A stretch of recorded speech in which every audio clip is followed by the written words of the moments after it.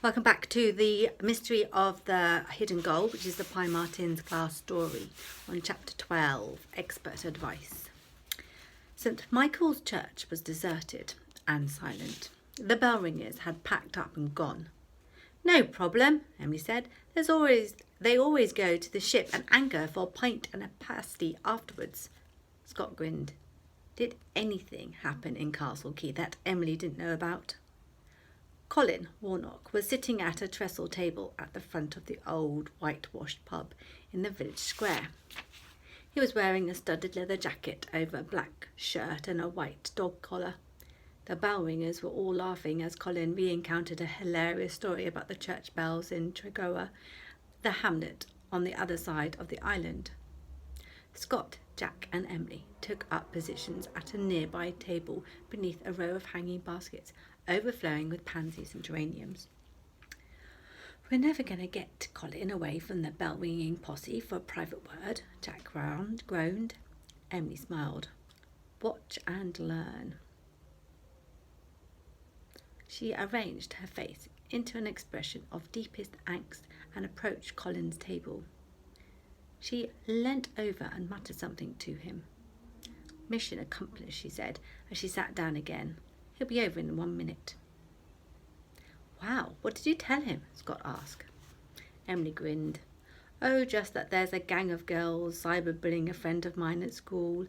He's the youth village counsellor and loves to help with that kind of thing. Is that even true?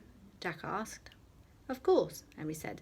Those girls are always at it. It's not a problem, though. We set up my friend's account to forward all their messages to the headmaster, so he's the one they've been telling is a total loser who better watch out.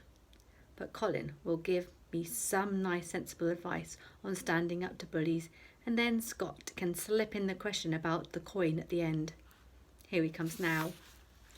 Cool, he's bringing some cokes and crisps over for us too, Jack observed. I always like this guy. And if it happens again, Emily, tell your friend she can always come and talk to me about it, Colin said, kindly, draining the last of his pint.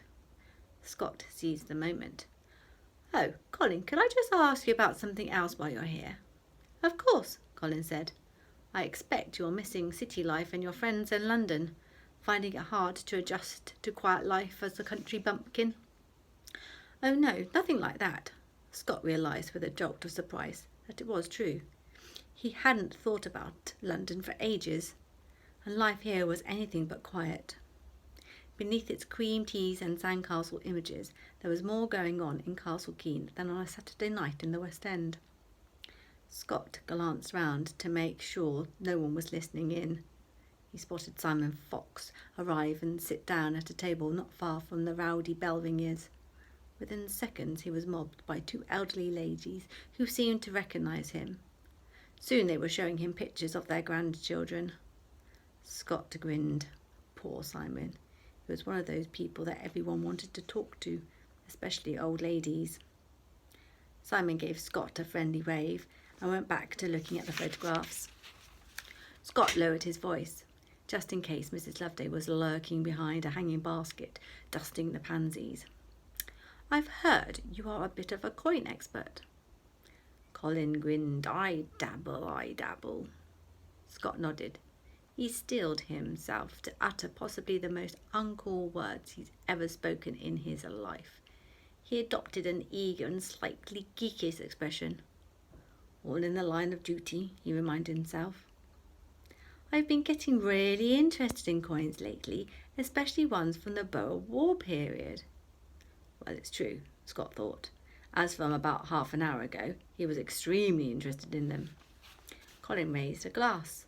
Ah, you're a fellow numerastic, are you? Scott looked at him blankly. A student of coins and currencies. Yes, I guess so, Scott mumbled. Colin's eyes lit up. Jack recognised that glint.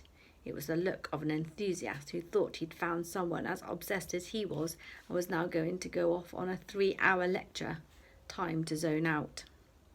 It wasn't quite 3 hours, but Jack had finished his Coke and crisps and helped himself to Scott's too. by the time Colin got up and waved goodbye. Very interesting talking to you, Scott. I'm off home now, so I'll take a photo of the Krueger Pond I was telling you about and pop it around to Stone Cottage for you in an hour or so. Krueger Pond? Jack asked, once Colin had left. What do you want a picture of some old pond for? Scott shook his head. You didn't listen to a single word Colin said, did you? Jack screwed up his eyes and strained to remember. This was worse than being at school. Yeah, it was something about not letting bullies win. Emily laughed. Pond is African for pound. The Krueger Pond is a gold coin that was around in South Africa in 1902. According to Colin, thousands of them were buried in the Transvaal by people fleeing from the war. It's almost certainly the kind of coin Maddox got hold of and brought back with him aboard the Empress. Emily took out her notebook and wrote down the details. And that he buried on Gull Island. And Colin has one of in his collection, Scott added. Once he gives us the photo, we'll be able to follow Maddox's direction. Jack grinned. The teenage hero strikes again. Emily looked up from her notes and shook her head sadly. At least we would be able to if we had had the map. Join us next time when we find the terrible truth in chapter 13. Take care.